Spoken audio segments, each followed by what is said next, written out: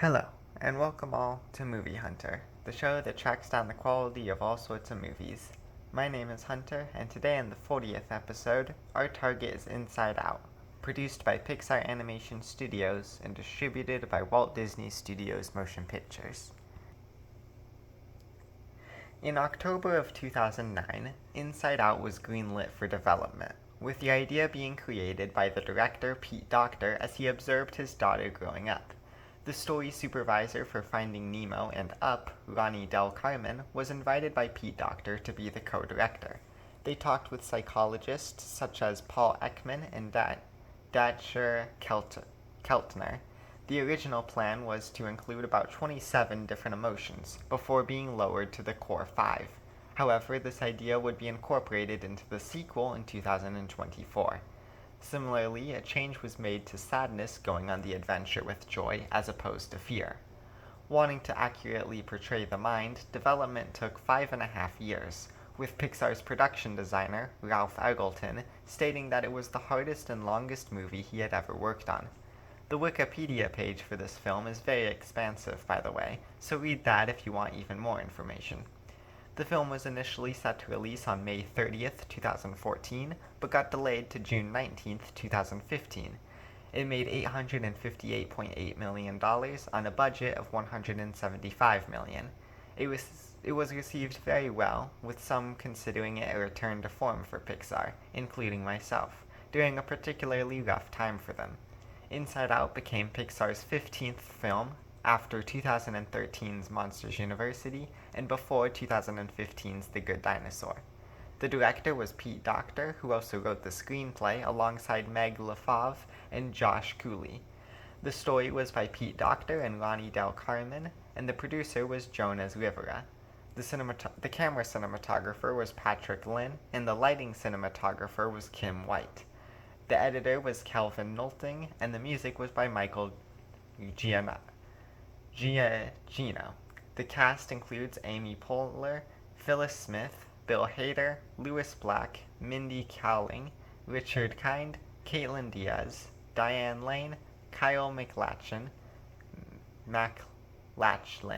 and John Ratzenberger. The film was nominated for 121 awards as listed by Wikipedia, of which it won 59 of. The film received a sequel, Inside Out 2, on June 14, 2024, and a 4-episode series called Dream Productions that released on Disney Plus on December 11, 2024. The film follows a girl named Riley Anderson who lived in Minnesota with her parents, but recently moved to San Francisco for her dad's job. Within her mind live 5 emotions that influence her actions: joy, sadness, anger, fear, and disgust. Joy is the leader among them and instructs the emotions on what to do, with the exception of sadness, who she doesn't understand the purpose of and usually sends off to read manuals. As the family gets used to their new surroundings, things are tough all around, especially inside Riley's mind as sadness starts to infect previously happy memories with sadness. When Riley attends her first day at school and sadness makes her cry, joy, sadness, and the core memories get launched out of headquarters and into the rest of Riley's mind. As anger, fear, and disgust attempt to do the best they can, sadness, having read the manuals, leads joy and the core memories back to headquarters. The core memories are Riley's memories that have made a big impact on who she is and form islands inside her mind, such as Family Island and Hockey Island. As they travel, joy and sadness run into Bong, Riley's old imaginary friend who joins them on their quest. Back in headquarters, anger, fear, and disgust watch as Riley starts to lose her happiness, sadness, and personality with the loss of her core memories. Each time Riley tries to use the core memory, the island collapses, giving joy, sadness, and Bong a new sense of urgency. Not knowing what else to do, anger suggests that Riley run away back to Minnesota, where all of her good memories were formed. Joy, sadness, and Bong get wind of this plan, and Joy finds a tube to headquarters and abandons sadness, not wanting her to infect the core memories. However, as Honesty Island collapses, the tube is broken and Joy falls. Bong attempts to catch her, but falls too into the memory dump, where things fade away as they are forgotten. The two find Bing Bong's song-powered rocket and try to fly it out of there. The rocket is old, however, and keeps missing the cliff. On their last attempt, Bing Bong jumps out of the rocket and at the last minute, giving Joy the extra distance she needs to make it, with the rocket collapsing as it hits the floor, and Bing Bong fading away. With Riley running away, the console becomes still, not allowing the emotions to do anything, as Riley sinks into depression. Joy is able to grab Sadness and make her way back to headquarters. Finally having realized the importance of Sadness, Joy lets her take over as she guides Riley back home to her parents and allows her to confess to them that she's really sad about how they moved and how she hasn't been handling it as well as she has let on. With this now said, things are able to improve, and a time skip shows Riley a year later with Joy and Sadness on good terms, with the memories now being able to express multiple emotions at once. The first thing that I think should be discussed is the world building. If I were to rank Pixar movies by their world building, I'd make a strong argument for Inside Out being in the top 3, maybe only topped by Monsters, Inc. and Toy Story. Inside Out's world is very expansive and endlessly creative. While its multitude does result in some rushing distractions and the occasional plot hole, it is all very minimal and is mostly able to play in the background, without taking away from the main plot. While maybe not an all-inclusive list, I think that joy, sadness, anger, and fear and disgust do a good job of covering most of the bases for emotions inside people's heads. The idea isn't perfect, as evident by them adding more in the sequel, but I think that keeping it to the main 5 really helps keep the plot in check and deliver a well-rounded cast. The idea of memories being stored inside orbs is very visually stunning and makes sense.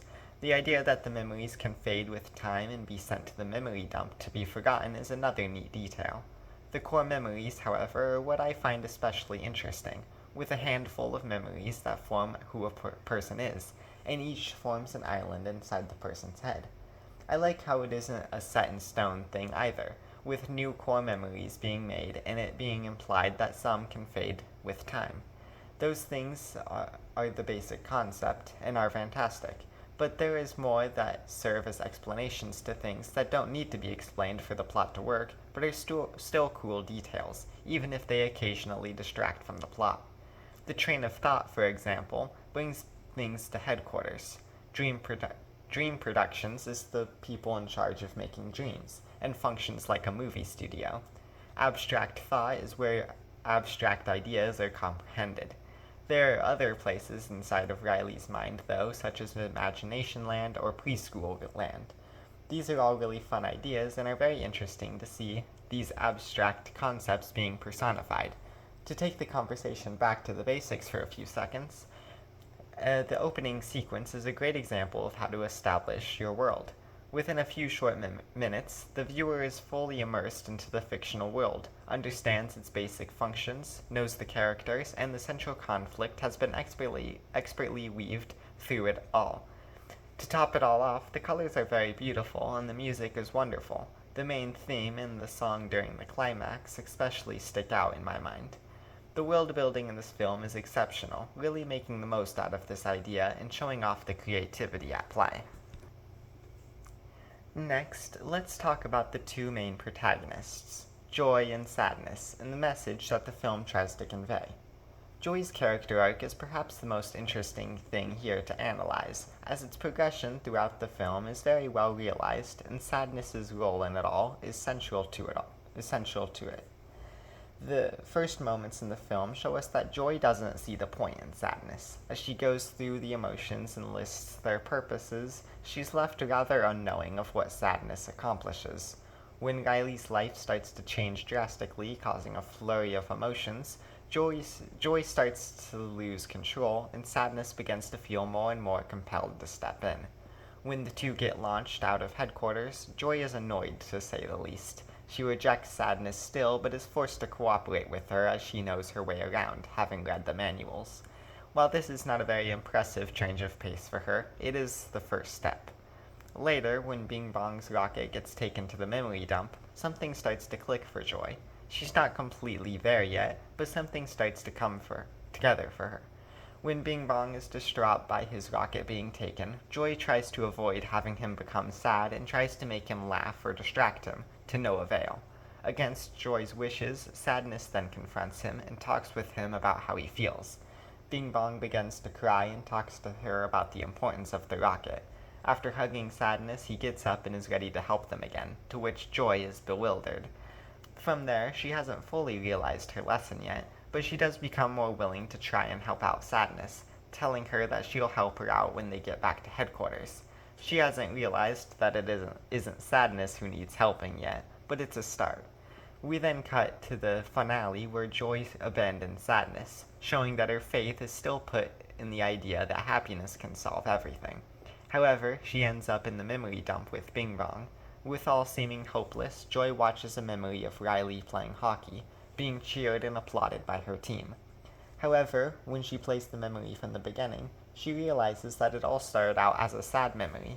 Riley had missed the game's winning shot, but when she felt sad about it and talked to her parents, she felt better and was supported by her team. Joy then realizes that sadness helps to create joy. By being honest with her feelings, Riley was able to accept the way things turned out and created happy memories. The lesson is really well developed, and Joy's beginning makes a lot of sense. Her being the leader and leading Riley to happiness has always worked. Joy is a flawed person, but she has good intentions. She only wants what's best for Riley. She just doesn't realize that sadness is honesty. Denying sadness doesn't lead to happiness, it just prevents it, or erases joy in the process. When Joy and Sadness leave headquarters, representing what I just said, it leaves anger, fear, and disgust having to continue on. Similarly, Riley is left with only anger, fear, and disgust, and eventually nothing, when she denies herself sadness and pretends like everything's okay. Simply put, the personification of emotions works so well metaphorically with real-life emotions, and tells a very important and expertly crafted main plot and characters. Finally, I'd like to take a moment to recognize another theme that stood out to me when rewatching the film, and that is Bing Bong, and how he deals with change in Riley growing up. Bing Bong is a really great character that aids joy and sadness really well, and makes for a fun character in their group. However, what I really think is worth noting here is his role in the theme of growing up. It isn't talked about all too much, but, like how the emotions are personifications, Bing Bong, in many ways, is the personification of Riley's childhood. Being Riley's imaginary friend from when she was little, he hasn't been relevant in a good many years, but still wanders around in her mind. Bing Bong is such an interesting character because he only ever talks about one thing, taking Riley to the moon, something they planned but never actually did. His flying rocket is a vital part of this plan. When he goes to retrieve it in preschool land, he finds it being demolished. The idea of preschool land simply isn't something that resides in Riley's mind much anymore, and that's the harsh reality of it. Riley, at 11 years old, isn't thinking about these preschool things, and she isn't ever going to play make-believe with Bing Bong and pretend to go to the moon. Along with preschool land, Bing Bong's rocket is taken too, putting a massive hole in his hope. In his final scene, Bing Bong is trapped in the memory dump with Joy. What I found interesting this time around is that Bing Bong begins to fade almost immediately upon entering the memory dump. His presence in Riley's mind was a very limited thing that was running on fumes as is. At this point, Bing Bong realizes all this and doesn't deny it any further. He and Joy use the rocket to attempt to leave the dump, though just narrowly miss it over and over again. Finally, Bing Bong comes to a realization. He may not be able to help Riley anymore, but Joy can. He jumps off the rocket at the last minute, giving Joy enough to make it to the top. Before he fades away, he tells Joy to take Riley to the moon for him, in a really beautiful moment. Bing Bong finished his job. He was there for Riley during her early years, and while those days are gone, there's still a remnant of it in the form of things like Goofball Island, and Bing Bong carried her there. Now, he helped her one last time by getting Joy back to headquarters. I really like Bing Bong. Not only is he a really fun addition to the cast, but there's also a really compelling story beneath the surface, too. I give Inside Out a 10 out of 10, for not being a perfect film, but a really great one. The main adventure, the side characters, the metaphors and personifications, and just overall concept are all really great. A really fun film with a really great sequel too. I highly recommend watching it if you haven't already. Definitely a return to form for Pixar, right in the middle of a really rough decade for them. With the exception of the upcoming Coco 2, Inside Out is the only Pixar film during the 2010s to receive a sequel, which I think speaks a lot to the greatness of this film. Well, that's all, folks. I hope you enjoyed and feel free to share any opinions you had on the movie. A new episode releases each week, so stay tuned to see which film I cover next. And in case I don't see you, good afternoon, good evening, and good night.